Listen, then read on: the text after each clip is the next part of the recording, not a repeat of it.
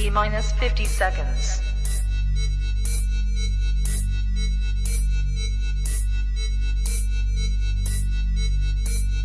T minus 40 seconds.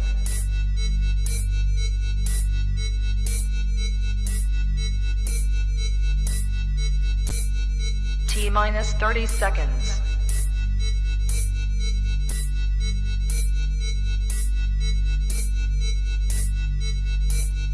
T minus 20 seconds.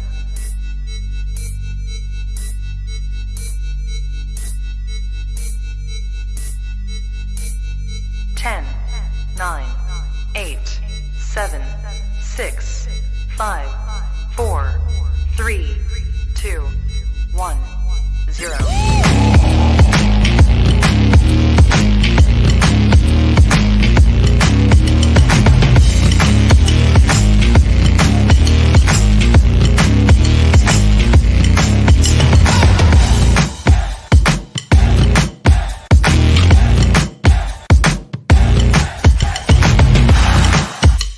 Women's Wrestling Talk, the #1 women's wrestling show on the planet. Hey everyone, and welcome to Women's Wrestling Talk, the #1 women's wrestling show on the planet. I'm your host, Leslie Colon, and joining me, as always, she is the amazing Emily Mae. How are you? I'm good. How are you? Another late night with Leslie and Emily. Of course, I love it. We should just rename it that. We should. But of course, we're going to be talking about another 2 episodes of Rhodes to the Top. First of all, Emily, I have to ask you this because honestly, I was surprised. I think you were too. What do you think about the fact that they're showing 2 episodes at a time? Well, so I mean, I don't mind. I was a little surprised tonight. I was like, oh, there's 2 episodes. I think there's so much information and so much stuff to pack in to the 20 minutes per episode, right? Between commercials and promos and all that. So I think they're trying to get people hooked, right? Yeah. They're trying to get people invested. And so I think, the 1 hour, or they're testing kind of a 1 hour time slot to see how it does. Yeah, that's a good point. Speaking of promos, they also do a promo in between like the commercial break. What do you think about that? I know like there's obviously a lot of people who watch AEW and then they watch the reality show, but do you think it like works for everyone? Because there's obviously an audience that doesn't as well. So what's interesting is the last week when that happened, so I watch it on Sling, and sometimes Sling goes backwards. Right. To AEW, like when I'm watching Dynamite, sometimes it skips backwards. And so for some reason, when that happened last week, I was like, oh, did I miss a promo and did it skip back and go backwards in the programming? Because sometimes that happens. It's technology, right? There's a lot of, so I was a little confused, but then I was prepared this week and knew, okay, they're trying to have that crossover audience. They're trying to get people to understand, like, okay, this is what happened on Dynamite this week. So I think it's cool. I think it works. And then I noticed also on Dynamite that they announced that there was going to be like an interview during the show. So it's also, I think, in a way to merge people to watch the reality show if they haven't. So I think it works for both the shows. I just thought it was a little confusing, like you said, and last week because we were like, wait, what's going on? I thought we were watching the reality show. Now we're going back to it's trying to hook you in, trying to hook both fans in, right? I mean, I think it works. Like Haywood Wong, shout out to Haywood, shout out to Bosa, who are both on here. Like always, it works. It keeps the audience, and I agree. I think I'm not quite sure. I haven't looked at the numbers, but I'm pretty sure the reality show is doing pretty well.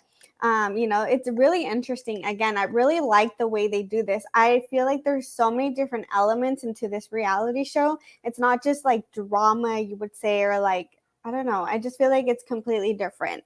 And let's go ahead and dive into these 2 episodes. Also, one thing I do want to point out is I don't even feel like I'm watching 2 different episodes. They don't really break it down. It's like everything just goes together. Well, and that's why I think they're testing an hour time slot, because it felt so natural to just move into the next episode. And it worked because I was like, I want to know more. So I want to see what happens. So I think it worked really well.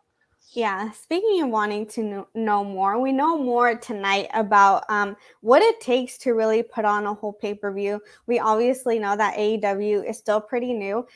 So the big key here, and something that Cody said last week that I really want to point out, is that like wrestling is all about selling tickets. Of course, the company can't keep going if you don't have an audience, if you don't have fans. So it's interesting to see, one, they have the pressure as wrestlers or him as wrestlers to perform. And then two, as like people in the office, like who are managing everything, it's a lot of pressure. So did you feel like that stress that they were both going through? Because I feel like there's so much going on. There's so much confusion that both of them don't really know what to focus on right now. Yeah, I mean, when you're in a top position like that, when you're in an executive position, you're trying to build this new brand, you're trying to build this new show, and then you also have your in-ring career and that to think about. And so there's a lot of things and you're also trying to take care of everyone else. Yeah. And so we saw we're slowly seeing the culmination of it as Cody's getting ready, for this big pay-per-view. You can see the stress and the baby's coming, right? So there's all these like double layers, triple, like it just keeps getting layered on top. And I feel like it's very relatable. I feel like all of us have been through it, where we take on too many hats. We're juggling a lot of things. That's just normal. And then when you're at that level, I feel like the pressure is even bigger, because you have fans, thousands of fans are watching, millions around the world. And that's a lot of pressure on multiple levels. Right. And not only that, there's also the pressure of the fact that they're a new company. And are you really going to be like a competition to the competition? Are you really legit? Like, why should we watch you? And this first pay-per-view is like that question. Like he said, this is really asking or telling fans like who are in the middle, who don't know like whether it's worth their money or not, because at the end of the day, you have to pay out of pocket for this.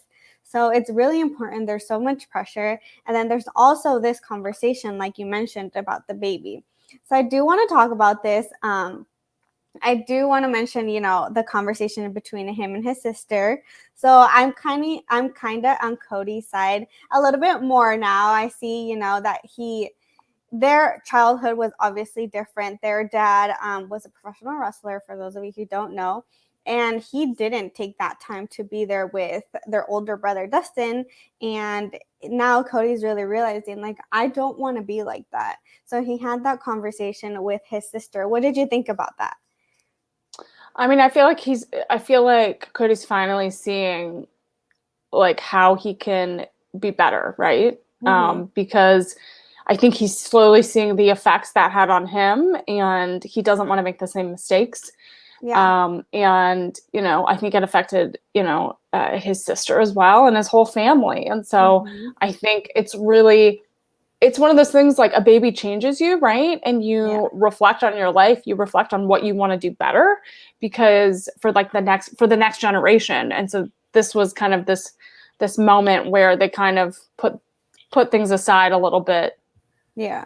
And he kind of came to a conclusion that he wants to do the thing that's best. Yeah, and I still feel like both of them, Brandi, especially in this episode too, that I don't think they really realize like how much his baby's gonna take over their entire life. I know they're both really focused on AEW and coming back and really like wanting to make that big comeback, but at the same time, like, I've seen it. A newborn takes over like your whole life, your every day. You forget your days. You forget what day it is. You don't like shower or like do anything for like days on end. You've seen it with your family. I've seen it with mine, where you just kind of, that's your one focus, 100%. Right. And I think there should, I mean, most people, from what I've heard, like, I'm not a parent, but but like from my friends and family members I've spoken to, there's that shift. Like, once you hold that baby, there's that shift of like, wow, I have to care for this living, breathing thing. And it's your whole dynamic changes. And so when your career has been your baby, which for these two, it has been, that is a whole different a whole different ball game. For sure. And I think it's that's a good one right there. Speaking of ball games. Speaking of ball games, those fireworks. I have to show this one.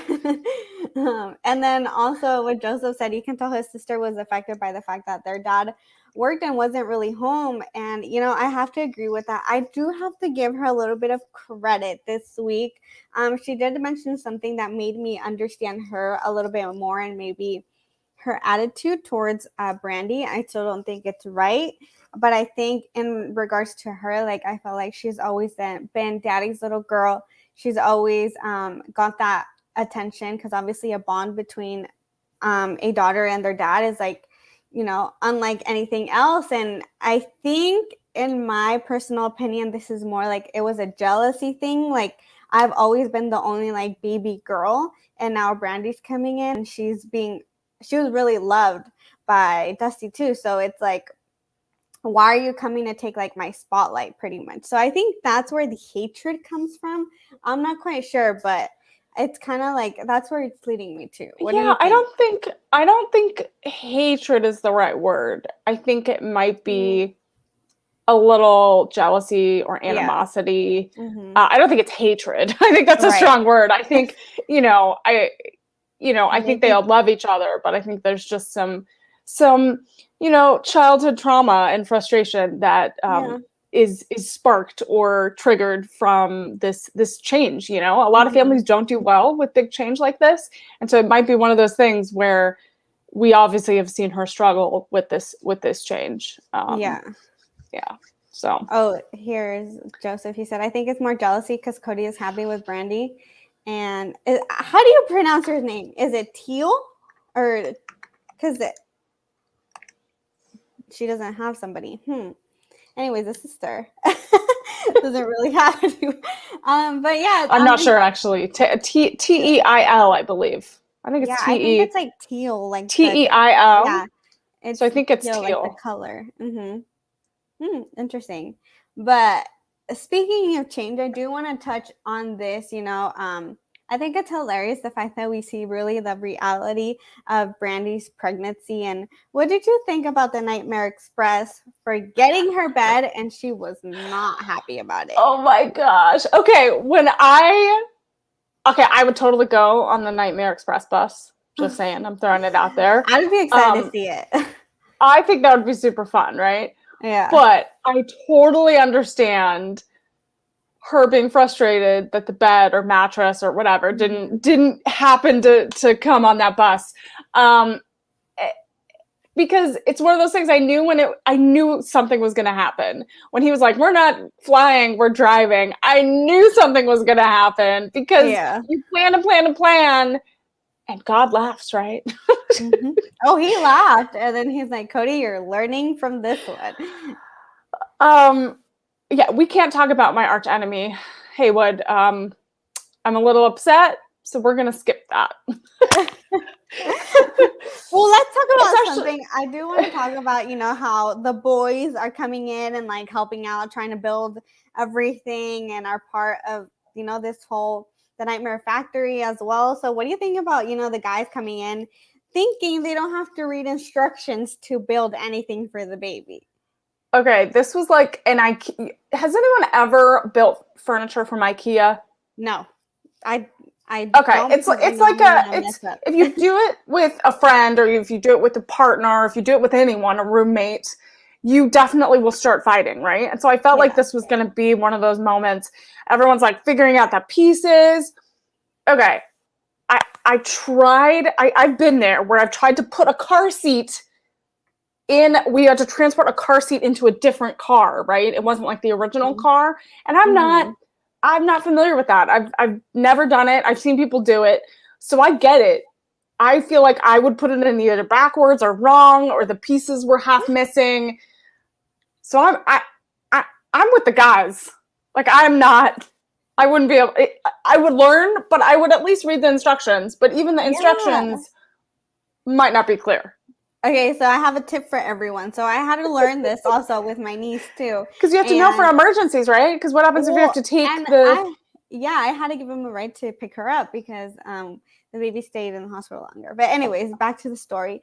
This is what I did. I literally YouTubed the type of car seat it was and how to install it into the car, and it worked. And I was like, okay, cool. And I'm like, this is how you do it. All right, this is how you take it off. And I'm like, all right, we're good to go. Yeah. So YouTube comes in handy. And it depends on the car, right? So it depends on the car seat, depends on the car, depends on how old the baby is, right? Like there's different car seats for different age groups, right? Yeah. And like it's either forward or backwards. And I know there's like all these rules, but I remember I had to transfer. There was something happened where like my sister's car broke down and I had my car. And so we had to switch my nephew into the car. And I was like, I've never done this before. And so I was like watching my sister and I'm trying to help. And I just felt like I was in the way. Yeah. So I get it. Anyone that's done it, bravo, because it shouldn't be that hard. Yeah. It shouldn't be that hard. It's complicated. And I guess it's complicated for a reason. Do you think Brandi double checked everything? Oh yeah, definitely. I would not trust them either. So I understand where she's coming from. But one of the things that I was surprised to see, that I had no idea. See, I'm learning a lot of things. Was the fact that, he also runs the Nightmare Factory, and he's also helping, upcoming wrestlers. And my question is like, how does he do it? Like, how do they manage everything? I'm sure there's obviously someone helping him. There's other people there during the week because he's not always there, but it's still like you're helping out your community in a way. So, I mean, Emily, you've seen it. You know how it is to be like at a wrestling school. So, I was just surprised. I think this is what you should do. If you've been in the industry this long, if you are, a multi-generational wrestling family, it should be part of what you do is give back to the community and give back and teach the next generation of wrestlers. And I love how they highlighted that tonight because it's so important. And there's a lot of other wrestling personalities that have schools that want to give back. And so that is how you do it, because you can't be in the ring forever. And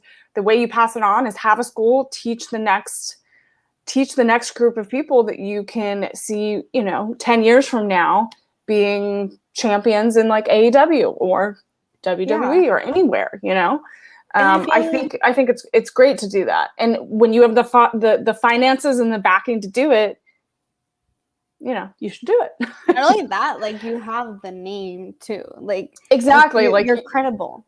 Yeah. And I think also it's as rewarding as not only as a wrestler to be in the ring and have your accomplishments, but at the same time to see someone else accomplish, their dreams as well, to see where they came from, to know that you helped them get there. And I think it's also a really like rewarding thing to be able to have this school to teach other people like what and to open your door, because I know this industry is really hard and not everyone will give you an opportunity. So props to you, Cody, for doing everything that you're doing, because I really don't know how you do it, but it's successful. So let's go ahead and move on to the pay-per-view. There was obviously so much going on, but before that, we see this promo that didn't quite go well. I was like having anxiety watching this and knowing like everyone in the back. And I think to me, the worst part was the fact that the sister was there. And she was like the cherry on top to be like, why did I even come? Like, I should have just stayed in the back, like drinking. Thoughts on this whole situation? Oh, like the whole segment that went wrong, right? This whole segment. So I see it from two perspectives. One, as someone that has been in things on TV that have gone wrong, it can be frustrating and you're terrified. I have not done it in front of a group like that, obviously, but you're doing it and people are watching and it can be really like frustrating, right? But on the other hand, from a production standpoint, it's live TV and things happen. So, and sometimes you plan things on paper or in your head and you're like, this is how it's going to go. And I can see this unraveling in a really cool way for TV. And then it just doesn't go the way you want it. And like, I know fans, social media can be really rough, and like fans can go all over social media and like, really negative towards a segment. And I'm not just talking about this one specifically, but just in general, right? And from someone that has been on a production side, that's really hard to see. It's really hard to hear, because you, no matter what, if it goes really, really well or if it goes really poorly, you put your heart and soul into it, and they're building for this big moment. And so I felt it from both ways, right? Right. I feel like you need to have a little empathy for the people in the moment, because it's and you could see that Cody was like beating himself up afterwards. Yeah. And like, I'm a perfectionist, and so you're always your harshest critic. You're always going to be down on yourself when things like that happen. Even when you do a good job, you're going to say, oh, I could have done these like 5 things better. Right? You're like that too. Right? Yes, I get it. That's I just felt bad. I felt bad too. And then also because, it's not only his thing about like it went wrong for me, but it went wrong for everyone. It went wrong for like, it affects so many people. So I understand where he's coming from. But then also I don't think like he should be so tough, because things happen, and like it's live TV and you just gotta go with it. And like Joseph said, I thought the segment was okay for what it was. I think sometimes AEW puts too much pressure on themselves to be 100% perfect. It's okay sometimes when things don't go according to plan. And I think that was the big lesson behind this whole segment, was the fact that things may not go according to plan. You are on live TV and you got to just keep going. I think that's the biggest rule that we've learned too, like as hosts, is no matter what happens, you have to keep going. You have to keep going, and like you just learn for the next time, and you just roll with the punches. Yeah. No pun intended. You just kind of roll with it, and they've all done, I mean, except for the young guys coming up that have had like 2 or 3 matches, working on TV is very different. And so a lot of these guys that have been around the industry for years, that's why having that school and bringing them on into a setting like this is important, because they can finally learn. And sometimes you learn that, things are off, right? Right. Like props don't work, and cameras might be in the wrong spot, and things fall, and you trip or you fall down unintentionally. You say the wrong thing. It happens. It's all good. We're all human. I love what Haywood said. That's so funny. Just blame the Big Show Paul. He was like, what was that? And then also he said that Teal, the sister, said that there was no ice at the bar. I'm telling you, she was just like nitpicking everything. I was girl. Honestly, if you wanted to drink that bad, you could have it without the ice. Exactly. At that point, I don't think you care whether there's ice or there isn't. Like, just give me a drink. But I think one of the most touching moments in this episode was the fact that, Eric Bischoff showed up. He was a special guest, and it also meant a lot to Cody, the fact that he invited him and then he actually showed up, because he's obviously credible. He's done so many great things. And just this conversation at the bar, giving Cody some words of advice. And I think the biggest words of advice was, you're also going to be a dad. So just remember that's your life is going to change. That's going to be your main priority. Like, your dad was the best dad. And how he got so emotional, it just made me, like, it touched me. I was like, oh my God, like, you can tell how much impact Cody's dad had just till this day on so many people. And I just love the fact that they continue to keep his memory alive, and just to keep talking about him, and how many lessons Cody can learn, even though he may not be here physically. Like, he's still learning, like, from everyone's stories. Yeah, exactly. Like, I like Haywood's comment, Eric is a good sounding board to not repeat his mistakes. And I think, I love this moment too, because it was reflective. It was kind of calmed down. It was kind of a slower moment in this episode. And I think it made Cody really think about what and how his life is going to change. And, when you become a new parent, I've heard, especially with people that have lost parents, you reflect so much on those moments, on the good moments growing up, on the moments that you shared with your parents. And I think we're going to see more and more of these moments on the show coming up, especially as the baby is nearing. So I think it was special, and I like how it was Eric that got to talk about him. Yeah, for sure. And there's just also one thing that like I kept thinking about during this episode, because we kept seeing so much of it, especially in the last episode, was the fact that Brandi has this really bad, like, I don't know if you could call it trauma or thought, the fact that like everyone's gonna forget about me. I'm gonna come back. I'm gonna come back. Like, no, it doesn't matter. Like, I'm gonna work till my last day. And we see so many people telling her, like, it's okay, like you can go. You're gonna have a baby. And she's like, no, like, no. Yeah. I know. I know it's really hard because she obviously doesn't want to be forgotten, but at the same time, I'm like, trust me, once you have your baby, the last thing you're gonna think about is work. Just because they take, like we keep saying, they take up so much, like your life is now about them. So it just hurts me a little bit, the fact that she's so like hurt, or like has this fear, like everyone's gonna forget about me. People won't accept the fact that I'm gonna come back, and it's just so much.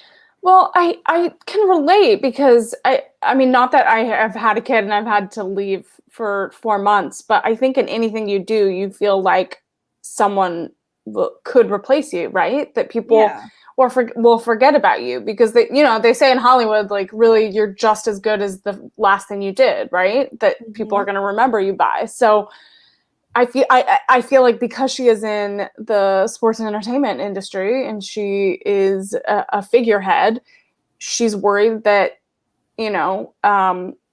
that people won't miss her, right? Like, it sounded like she still was trying to convince the kind of the management team, it looked like, that she could do some keep going.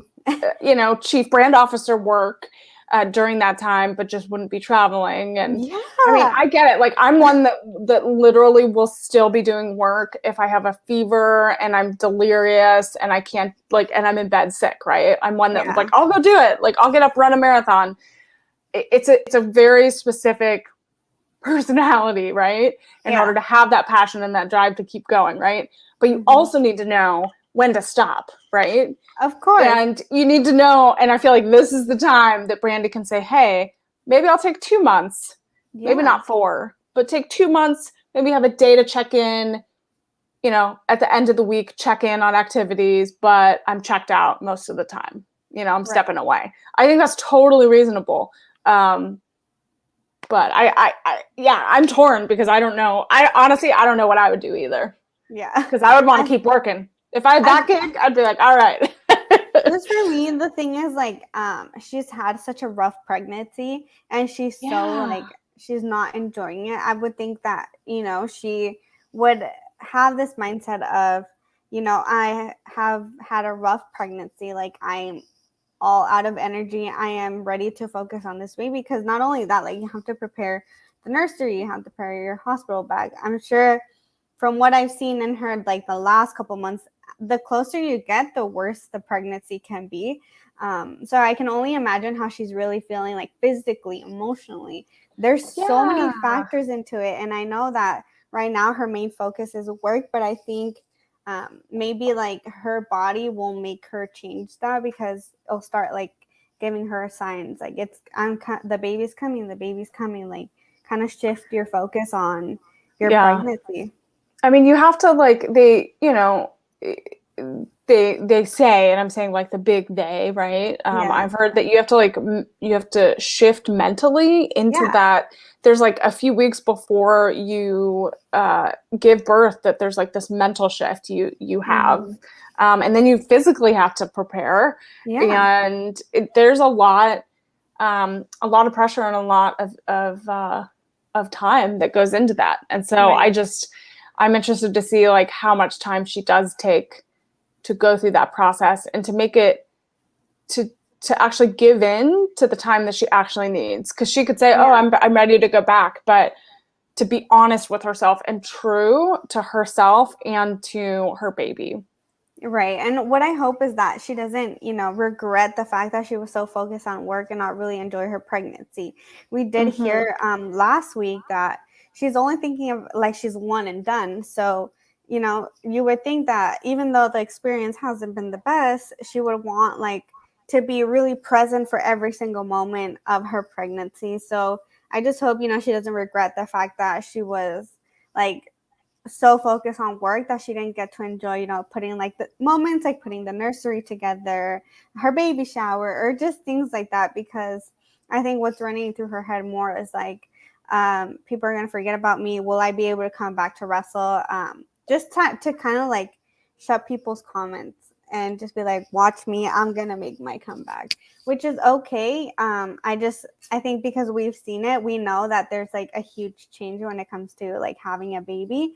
And like Joseph Bosa said, even though she is a chief brand officer, Brandi still has that mindset of being a wrestler. Yeah. I think she wants to wrestle regularly when they were blessed with this child. Yeah, I think so too. And I think because she hasn't really, I don't think she's accomplished everything that she's been wanting to in the ring. Mm-hmm. That's also like in the back of her mind, like, no, I need to come back to get like my years or everything that she wants to accomplish. And then like, I think she'll be good. Yeah, and then there was another moment in I think it was the second episode where she's still commenting like, yeah, I am gonna come back, I am gonna wrestle, and people still doubt her. Yeah, and people are still saying, really, why are you doing that? And I find that if I was her, I would be so frustrated because you need someone you need your support system to be there for you right now and not be negative. Like, she doesn't need that. She's already like having issues with her pregnancy. She's not feeling great about herself. She's dealing with so much stressors. So don't add that, family. Don't add that on. I know. It's interesting to see the family dynamic and how like they're so easy to like, why do you want to wrestle? Like, if you already know she's like worried about this, I don't think you should be commenting about that. But speaking of family, I loved the moment she had, with Dustin, Cody's older brother, and how they had that moment of like, don't worry, I'm going to have your back. I'll take care of the girls, because the women's division is what is her main priority. And just the fact that they had that one-on-one moment, and to see like how much, like she said, he's always really accepted her as part of the family and has always been there for her. So I really love to see that, because we didn't see that dynamic with his mom and the sisters. So I like to see how, she does have somebody within the Rhodes family who really supports her, who's really genuine about it. So I really like that moment. Yeah, I like how we got to see Dustin a little bit and see that they have a relationship that might be that grew over time, but that he's being so supportive of her and Cody, and he's part of that AEW brand too. So yeah, for sure. But overall, how did you think the pay-per-view went? I think it's normal for everyone to be nervous and everything like that, but I think at the end of the day, it was a success. Although Cody is like a consequences to so much that he gives, he's in pain. But I think this will also be a lesson moving forward, like, for him as well, take the wrestler hat off just for a second, maybe during this pregnancy too, to like recover and just be like an executive.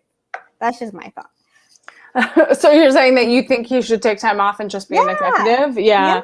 Like, I mean, so I can't imagine, like, I get nervous watching, my husband kind of get in the ring, right? And I don't even have kids, right? Yeah. I get nervous just watching, right? And when you have a kid and a family, I feel like the stakes are even higher, because it's not just you and your partner, it's you and your partner and your kids and a whole group of people, right? So I maybe it would be smart to take a moment and just be on the desk, right? Just be behind the scenes, and these comments. I know these comments. I'm trying to catch up, you guys. I'm trying to have a thought, but you guys are all so funny in the chat. I lost my train of thought, but anyway, I mean, they're all going to do what they're going to do, right? But I would be nervous if I was having a kid soon and I was getting injured and getting hurt. Yeah. But I mean, this one's funny. What Joseph Boza said, Cody always wanted to look good as a wrestler. His match with Anthony Ogogo was a perfect match to write him off so he could be with Brandi, but he is so stubborn. I think they're both stubborn in the sense of like, I mean, I think I understand where it comes from. I feel like every wrestler is like this when it comes to like, I don't want to leave. I don't want to, I don't want anyone to forget about me. And it's just so much, but we're just going to have to wait and see how their mindset changes once this baby is born, because she is coming and she's coming real quick. So I'm really excited for like that change of like mindset, that change of like to see them really be parents and see kind of how they evolve and how their journey is really going to be going back to the ring. And like, I love this, Leslie, that we've covered so much baby wrestling news. Yeah. Can I say? Because we covered all the Total Bellas stuff. Oh, yeah. I thought you were going to like make an announcement or something. No! Like, no! Trying to tell me something? No. I just have cat fur babies. That's it, guys. That's it. Like, are we going to cover something else? Is that No, we're not covering anything else. No. But I'm saying, I love how we keep covering the shows that have all this baby talk. Yeah. I feel like, not that whenever that day comes in the future for both of us, we'll be somewhat ready just because we've watched so much. We've watched so much. But we actually need our own reality show. That's really what needs to happen. Oh my goodness. Say less. But I'm so happy to be here, to be covering so much baby talk, so much reality wrestling shows, because I love the fact that we get insight on so many different things, so many different aspects, so many different stories that you don't really get during the wrestling shows. And like Haywood Wong said, I know I'm still shocked, and it makes me really sad because you know how much I love the Bellas. But I know it's still crazy WWE cut off Divas and Bellas. Just WWE does what they feel like it's right, and unfortunately, I don't know. I hope like the Bellas maybe get their own reality show somewhere else or something. I mean, maybe it was. Have we heard if it was the Bellas' call? Because they could just be busy with taking care of their kids, and they have so many businesses. Maybe. I know we're getting off topic. I know, but I'm not sure. I just want to answer this question real quick because Haywood knows I'm a huge Chargers fan. How amazing is SoFi Stadium? Amazing. Fun fact for those of you who don't follow me on Instagram, I just got a dream job working for the Chargers. So yeah, it's pretty cool working in football, and it's a different sport. But anyways, back to wrestling. You're amazing. That's why. You're awesome. Yeah. So I think we need to do a special segment for the show about like wrestling babies. I don't know. Yeah, we'll bring it next week. We'll bring it next week. I don't know. I've been thinking. I was like, we need to do something cute. Maybe people posted their cute wrestling babies on Twitter, or Instagram, or something. Yeah, for sure. We'll have to, or maybe we can do like a random like baby question, like how do you? I don't know, or how many weeks? Or we both can get car seats and try to put them in our cars. Okay, and see who can do it the fastest. Time it. Let's time it. All while drinking Brandi's wine. Oh yeah, have you tried the Bella's wine by any chance? Because I still haven't. No. So I think we should order the Bella wine and Brandi's wine. Yeah, and let's do a wine tasting. All right, sounds like a plan. Well, that is it for this week and these 2 episodes. Again, I was so surprised that we're getting 2 episodes. We'll see what happens next week. I love it. Yeah, it just goes together. But Emily, anything else that you want to add for tonight's episodes? I don't think so. I'm excited. It looks like Brandi's going into labor, perhaps, or having some labor pains next week. I'm interested to see how long she takes it, because it sounds like they might. I wonder if it's Braxton Hicks contractions or if it's the real thing. I guess we'll just have to wait and see. So make sure you tune in next week again at the same time, 8 p.m. PST. And Emily, or PT or PST, whatever. Let the people know where they can find you. You can find me on all social media platforms right there right there. Go check it out. I am a part of Mission Pro Wrestling. We have a show on October 23rd. It's called Don't Fear the Reaper. It's our big Halloween show. You don't want to miss it. So go check it out. And we're streaming on Title Match Network. If you can't get to Conroe, Texas, which I'm not sure how many people are watching from Texas, but I'll be there, and watch all of my social media for exciting new announcements. I have my pets show. I have a bunch of other things dropping soon, so just keep watching. Yeah, for sure. And you can follow me on all social media at Leslie Colon _. Make sure to follow me on Instagram too. I'll give you some exclusive behind the scenes look on everything. And my birthday is also coming up. So this is a great way to start my birthday celebration with you guys. So yeah, make sure to tune in next week to talk about Rhodes to the Top again with both of us. Don't forget to follow Women's Wrestling Talk at WWT Talk Pod. Also, go check out our website at WWT Talk Pod. We appreciate both of you, Haywood Wong, Joseph Bosa, for being here. Yes, thank you. Always commenting. Our originals. Yeah, and for everyone who's currently watching, who's listening, we are also on Spotify, iTunes, and the whole thing. And thanks for watching Women's Wrestling Talk, the #1 women's wrestling show on the planet. We will see you next week to talk about another episode of Rhodes to the Top. Till next time. Take care. Fight presents.